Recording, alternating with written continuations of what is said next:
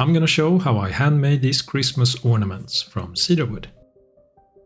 I start off by making my design in Adobe Illustrator, and then I print that design and I trace it with some graphite paper onto the actual wood that I will be using for the project. And then I just cut it up into segments to make it easier to work with. After that, it's basically a matter of removing all of the material that isn't in your design, which sounds a bit easier than it actually is because there's a lot of details, there's a lot of nooks and crannies to get into, and there isn't really much space for mistakes. If you sort of go inside of the lines of your design, then you're kind of screwed. It's always easier to remove material than to add material when you're working with wood, of course. And to make things even more difficult for myself, I'm working with cedar wood, which is kind of hard for these kind of projects to work with because it chips a lot.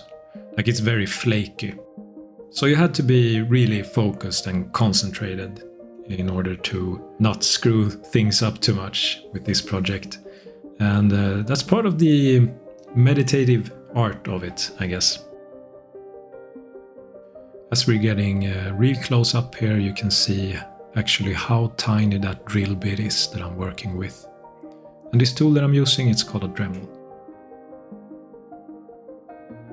So once you removed the bulk of the material around your design, then it's time for the fine shaping, because you're not gonna get precise results with a drill bit. And this part was probably the longest part of the project. I think I spent something like 2-3 hours per piece here, and I'm making 3 pieces.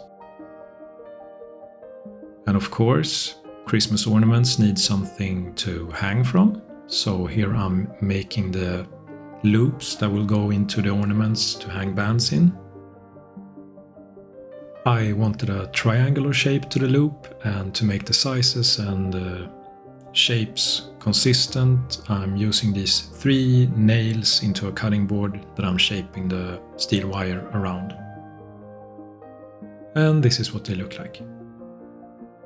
Then we need to fasten these loops, so we go back to the trusted Dremel and drill some very small precise holes into the top of the design here. And then it's just a matter of screwing the loops into the holes, and since the steel wire was twisted, they kind of act like little screws, so you can see me twisting there. And also added some wood glue, because wood glue.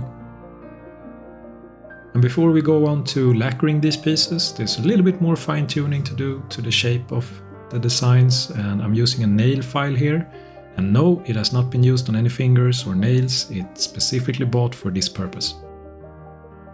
And now it's time to make the wood pop with some lacquer.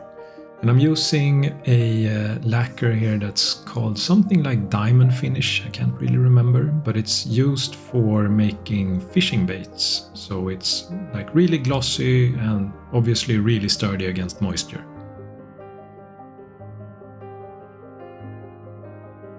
Then it's just a matter of cutting up some bands and tying them nicely and pretty. And there you have it, 3 ornaments ready to pimp up your Christmas tree.